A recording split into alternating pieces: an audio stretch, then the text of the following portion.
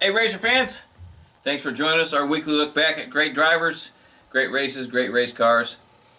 And you know, my lifetime we always hear guys talking about the greatest driver they ever saw, but you very seldom hear people talk about the greatest racer they ever saw. And today we're talking about one of the great racers of all time. His name was Paul Goldsmith. Now if you're an old man like me in your mid-60s, you were lucky enough to probably get to see him run the Indy 500 in the early 60s. But if you're even older than me, maybe you saw him race a motorcycle or a NASCAR race. This guy had a multifaceted career, and he starts out racing motorcycles in the late 40s, early 50s. The AMA flat track was just getting started, so he was a natural on them. Won 5 national races. Joe Leonard was his protege. He finished second to Pelican Joe in the championship one year. And this is how good he was. They had a flat track race at Langhorne, the most dangerous racetrack in the world. He wins that. They also had a flat track race at Daytona Beach on the sand, right by the ocean. He wins that. Then he starts running stock cars. He gets hooked up with Smokey Yunick. And NASCAR's just taken off. So he can't run all 55 or 56 races, but one year he ran 23 races and won 4 of them. And one of the victories he had was in the Daytona. He won the 250-miler at Daytona, but that was after the track was they left the beach. He also won the very last race at the beach in a stock car. So he won a motorcycle race in the beach, and he won the last stock car race they had at Daytona. He won a Langhorne motorcycle race and a Langhorne stock car race. Think about those 4 victories. So they're doing pretty well, and Smokey says, you know what, I want to take you to the Indianapolis Motor Speedway. You need to run the Indy 500. Goldsmith says, sign me up. So in 1958, the city of Daytona special rolls into 16th and Georgetown. Rookie Paul Goldsmith. Now, he didn't have a test program. He didn't have 2 weeks of practice.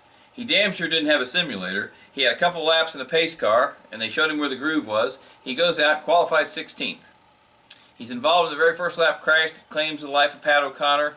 Jerry Unser goes over the top of him as he's leaving the ballpark and puts a big mark and a big scar on his back where his right rear tire hits him. But he comes back in 59 and finishes 5th. He comes back in 1960. I think he starts 26th and finishes 3rd. Now here's a guy that made 6 consecutive Indy 500s, and the only other 2 IndyCar races he ran were at Milwaukee. In between that, he's becoming a stock car king because the USAC stock car division is starting to take off. As a matter of fact, the USAC stock car division in the 60s didn't rival NASCAR, it was better. Freddie Lorenzen used to come here and run the Yankee 300 because there was competition so much, and Goldsmith was the king. He won like 27 stock car races. He won the championship in 61 and 62.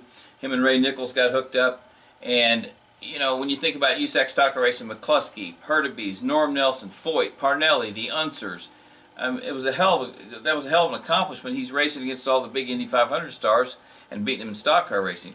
So here's a guy that starts his own business in northern Indiana. He starts flying his own airplane. He's one of the first drivers I ever heard about that flew an airplane. And he finally quits racing stock cars, I think in 68 or 69. The last NASCAR race he won was at Bristol. And I was talking to AJ Foyt one time, and I said, AJ, is there anybody that you look back on that you raced against that didn't get the credit you should? And Batten and I said, absolutely. Paul Goldsmith is the most underappreciated badass I ever raced against. He was just phenomenal, whatever he got in 2 or 4 wheels, and he said it was a pleasure to race against the guy. And there's a great picture of AJ and Goldsmith reunited a couple years ago at the Old Timers here in Indianapolis. All you need to know about Paul Goldsmith is he's in the Motorcycle Hall of Fame, he's in the Motorsports Hall of Fame. And he's 90 years old, and he's still flying his own airplane and still working every day. And he's a pleasure to know, and 90 years young and still kicking butt. So this is Robin Miller. Thanks for watching. We'll talk to you next week.